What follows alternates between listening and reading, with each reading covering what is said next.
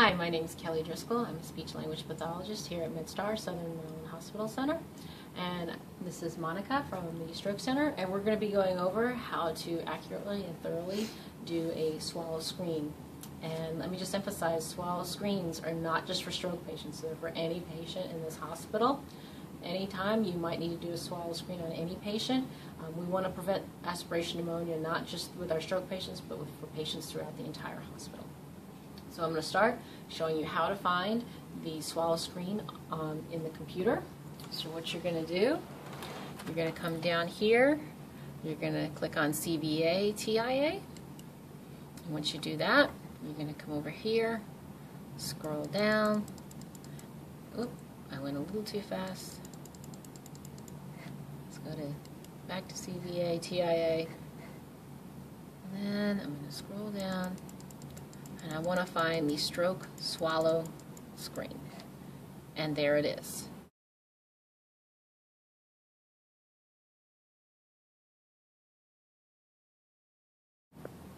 Alright, before we start any kind of water trials or anything, we have some prerequisites here, and if you answer yes to any of these things, it's an automatic failing of the swallow screen and you make the patient NPO. So let's go through these. First one is decreased consciousness. You can answer yes or no. Can they stay awake? If they can't stay awake for you to do the swallow screen, then you shouldn't be doing it.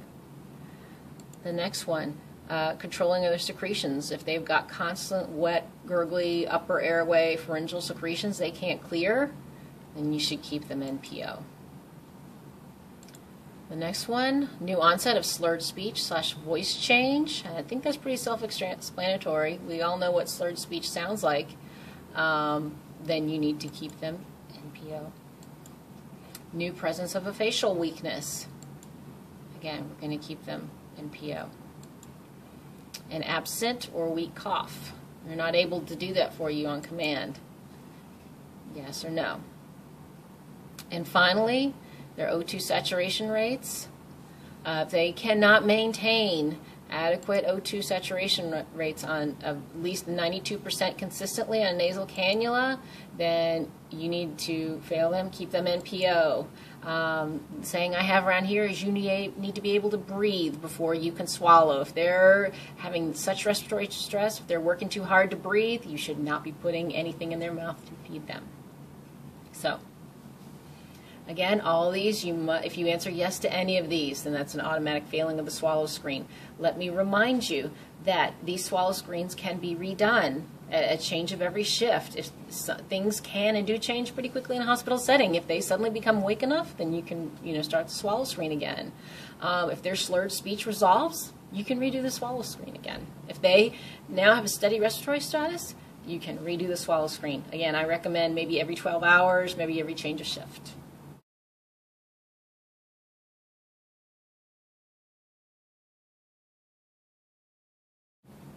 Okay, now we're going to go on to the water trials. And what these water trials consist of, you're going to have 2 trials of 5 mLs of liquid, and then you're going to have 6 trials of 15 mLs of liquid. And I want to talk to you about the importance of doing all of these. Combined together, this gives you about 3.5 ounces of water. When I do a swallow evaluation, I do much more than that. And I can't emphasize enough the need to do all of these. Do not give them 1 or 2 and say, oh, they did fine, they didn't choke, they didn't cough. They're fine to eat. Absolutely not. You need to be thorough. A lot of times with patients, they'll do fine on the smaller amounts. You get to the larger amounts of water and they start having problems.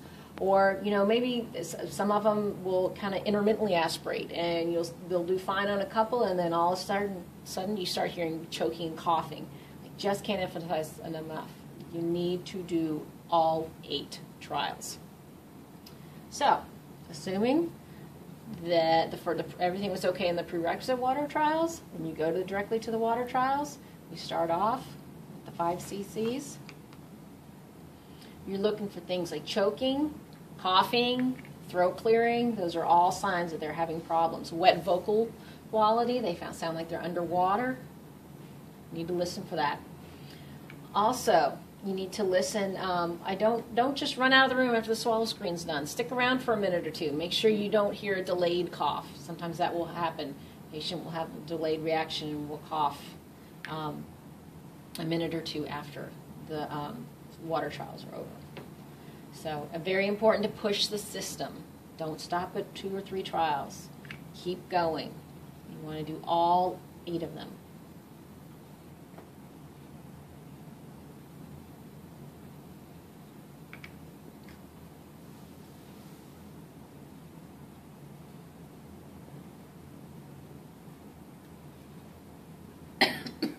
Okay, perfect example. We've pushed the system and now we start seeing problems.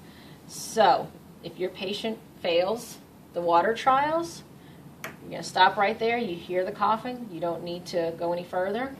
But if Monica had done fine on all 6 of these, and she did fine on the 7th and the 8th trial, okay, great. But if she started coughing like she did, you're going to stop. You're going to go back over here.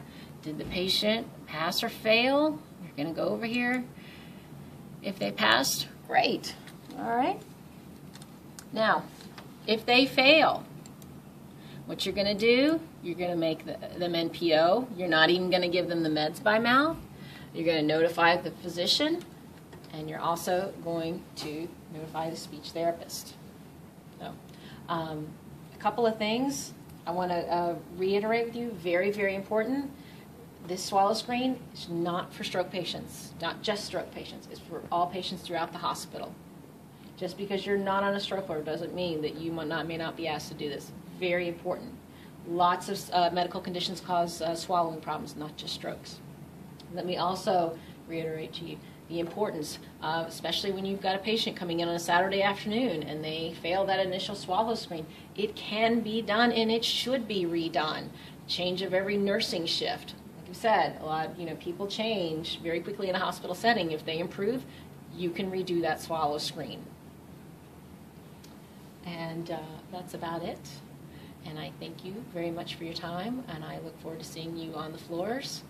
Feel free, if you see me in the hallways, catch me if you have any questions about the swallow screen. And one more thing, I can't reiterate enough, do all 8 trials. Very, very important. You certainly don't want to produce false documents by saying that you did all 8 of them when you only did 3 or 4.